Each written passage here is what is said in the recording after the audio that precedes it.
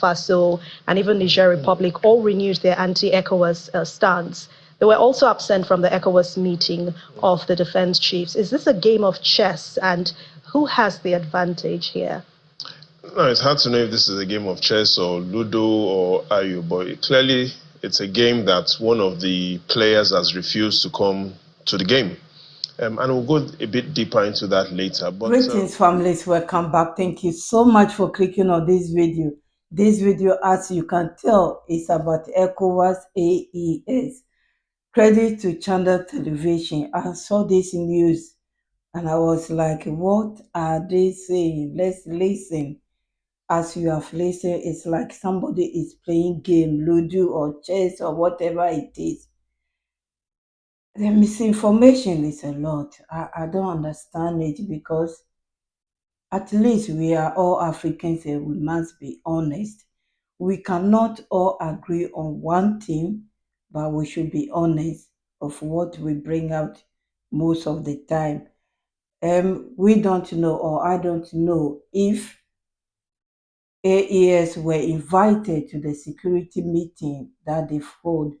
But according to the news, we were told that they are not democratic country, so they were not invited. I think I've reacted on that because they did one before, not knowing there was another one recently in Nigeria, and President Tinubu is so worried about the security of Africa, he put this as his priority. I was thinking, is he thinking about the protest instead of ECOWAS or not? Because he's organizing army to be ECOWAS army. Please, let's listen to more and I'll be back. Thank you so much. which is Nigeria, how we want to take a leading position in the implementation of the ECOWAS standby force. This is important because within the ECOWAS region, we have 100 million families. The ECOWAS region hosts more families than the population of the United States and United Kingdom combined. So the ECOWAS bloc is a largely populated area. And yes, the good news is Nigeria dominates the economy of ECOWAS. Based on the World Bank's figures, ECOWAS has an output, a gross domestic product output of $675 billion. That's ECOWAS. However, more than half of this is from Nigeria. So in simple terms, Anne, Nigeria holds ECOWAS by the throat. Good news. Now, the bad news, Anne, and listen carefully to this. The bad news is... Yay, good news. Nigeria holds ECOWAS by the throat because Nigeria holds most of the money. So that is good news. Please, let's listen to the bad news. I wonder where the bad news is and where the bad news will come from. In fact, I must admit I've learned a lot from this short video by this gentleman. I may disagree on some of the terms that they are using, but I've learned something. So I'm grateful for that. Please, let's listen to the bad ones as your imagination can tell you already. I'll be back. Thank you for your time. Why is this important? Let's take a look at how important and the significance of these three countries to ECOWAS. You see that the combined land area of the region we call ECOWAS, 5.1 million square kilometers. However, these three countries that have threatened to pull out of ECOWAS, absent from this meeting, talking about Niger, Mali, and Burkina Faso, these three countries that have formed a new group called the Alliance of Sahel States. Their land area represents more than half of all of ECOWAS. So in simple terms, if Niger, Mali, and Burkina Faso pull out of ECOWAS, that is more than half of ECOWAS gone. And so what is really left is an echo. In simple terms, again, listen carefully to this. Nigeria holds the economy of ECOWAS. I understand perfectly the reason why he's using all those terms. Like, Mr. Gentleman, you should know what is happening. And you know it. Don't pretend that you don't know what is going on. The so-called Alliance of Sahel. They call it Alliance of Sahel. We all know that there's no one in Africa, unless those who are not interested in politics, that do not know that the majority that listen to you knows the AES, and they know the reason why they formed that so-called alliance. So be respectful, explain your things, and be polite. Because, like I said, I've learned something from you. So be polite. We should not be digging about other people. They hold half of the ECOWAS, but you threaten to attack them, your president, among them, the people. Let's listen to it more. On economic output still resides in Nigeria, but again, the World Bank is also warning that ECOWAS, Niger, these three countries, Niger, Burkina Faso, and Mali, account for more than half of all the land area that we call West Africa. So some good news and some bad news. But how can terrorism be reduced in Africa? And when you even ask the question, are member countries even aligned to ensure this happens?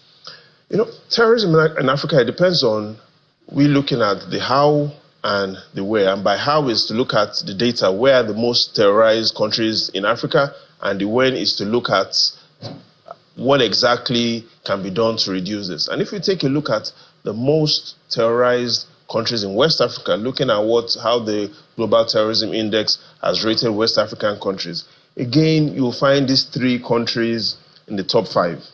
Burkina Faso. So why is the World Bank worried about Burkina Faso, Mali, Niger, warning them? This is why they were pulling them in. Now the cat is out. This is why they want them, because all they are thinking of, where should we get money? The IMF, the World Bank, where should we get the money? So they are warning them, they should pull them in. So that's the bad news.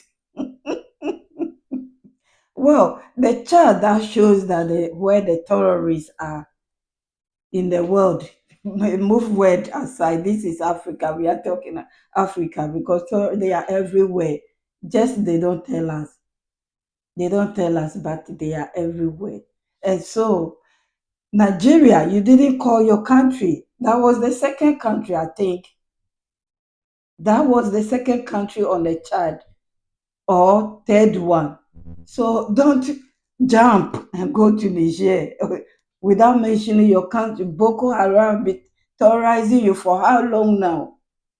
For how many years now? You don't talk about that. Organize yourself and face them and stop worrying about other people. Please, let's listen more. Mali and Niger. Here's why this is important. Let's take a look at Burkina Faso, currently on the top of the rank of the most terrorized countries in Africa. They share borders with Togo, Benin, and Ghana. Now let's take a look at the corruption challenge across all of West Africa. What we see is corruption still plays a big role in West Africa. And so, with so much corruption in Africa, it affects, especially in West Africa, it affects quality of governance.